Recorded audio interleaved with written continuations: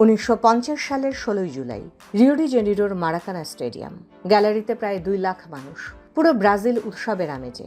সবাই মোটামুটি নিশ্চিত ব্রাজিলই হতে যাচ্ছে নতুন বিশ্ব চ্যাম্পিয়ন। তখনকার নিয়ম অনুযায়ী সেটি সরাসরি কোনো ফাইনাল ম্যাচ ছিল না, ছিল 4 দলের চূড়ান্ত রাউন্ডের শেষ ম্যাচ। তবে সমীকরণের খাতিরে উরুগুয়ের বিপক্ষে এই ম্যাচ রূপ নেয় অলিখিত ফাইনালে।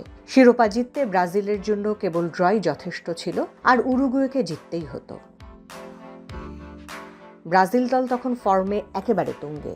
আগের 2 ম্যাচে তারা সুইডেনকে 7-1 এবং স্পেনকে 6-1 গোলে উড়িয়ে দিয়েছিল।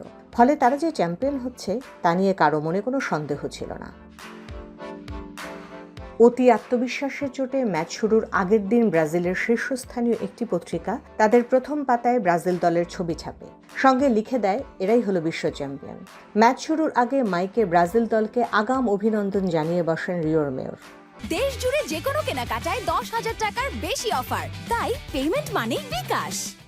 ব্রাজিলের দর্শকদের আত্মবিশ্বাসের হিসাব নিকাশটা ম্যাচ শুরুর পরেও ঠিকঠাকই ছিল। 47 মিনিটে ফ্রিয়াসার গোলে ব্রাজিল যখন 1-0 এগিয়ে যায়, তখন মারাকানার উল্লাস ছিল দেখার মতো। কিন্তু এর পরপরই শুরু হয় ফুটবলের ইতিহাসের সবচেয়ে অবিশ্বাস্য রূপকথা। 66 মিনিটে উরুগুয়ের শিয়াফিনো গোল করে ম্যাচ সমতায় ফেরান। তখনও ট্রফি ব্রাজিলেরই ছিল। কিন্তু ম্যাচের 79 মিনিটে ঘটে সেই অঘটন। উরুগুয়ের ওয়েঙ্গার ঘিঘিয়া ব্রাজিলের রক্ষণ ভাগকে ফাঁকি দিয়ে পরাস্ত করেন গোলরক্ষক বারাবোসাকে। স্কোর লাইন দাঁড়ায় 2-1।